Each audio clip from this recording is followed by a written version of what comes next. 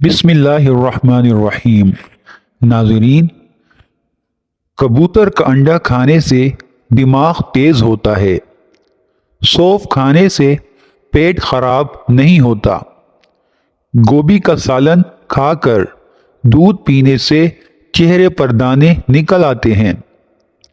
چاول کھا کر پانی پینے سے پیٹ کی بیماریاں جنم لیتی ہیں۔ کچے چاول کھانے سے گردوں میں پتھری ہو جاتی ہے۔ نہار منہ دودھ میں شہد ملا کر پینے سے بینائی تیز ہوتی ہے۔ کچی روٹی کھانے سے پیٹ کی بیماریاں جنم لیتی ہیں۔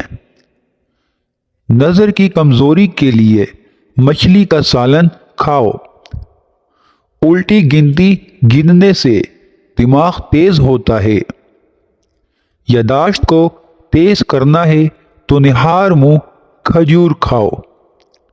اگر کام کے بعد تھکاوٹ محسوس ہونے لگے تو پودینے کے پتے چبا لیا کرو۔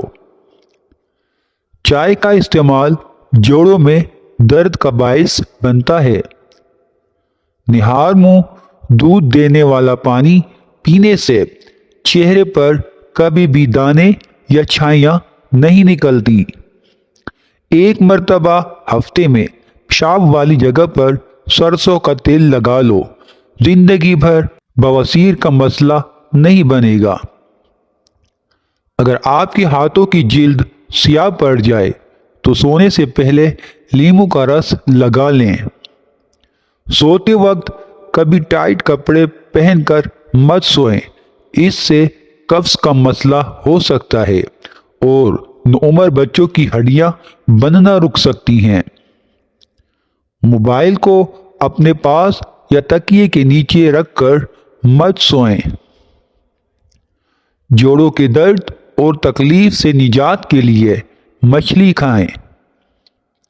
صبح کی سستی اور کاہلی سے بچنے کے لیے ادرک کا استعمال ضرور کریں۔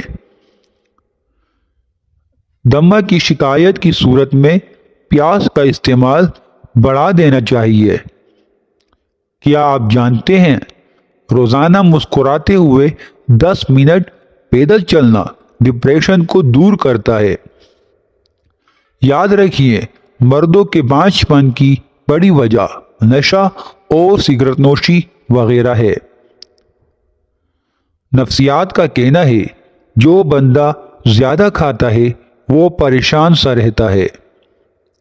جو چھوٹی چھوٹی باتوں پر غصہ کر جاتا ہے وہ توجہ چاہتا ہے۔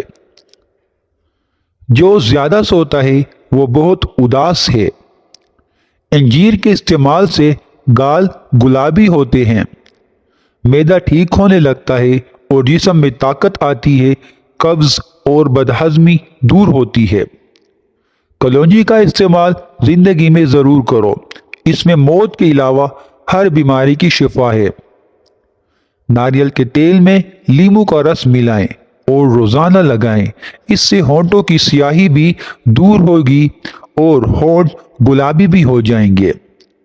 شہد کو 15 منٹ تک چہرے پر لگا کر چھوڑ دیں، یہ جھریوں کو آنے سے روکے گا۔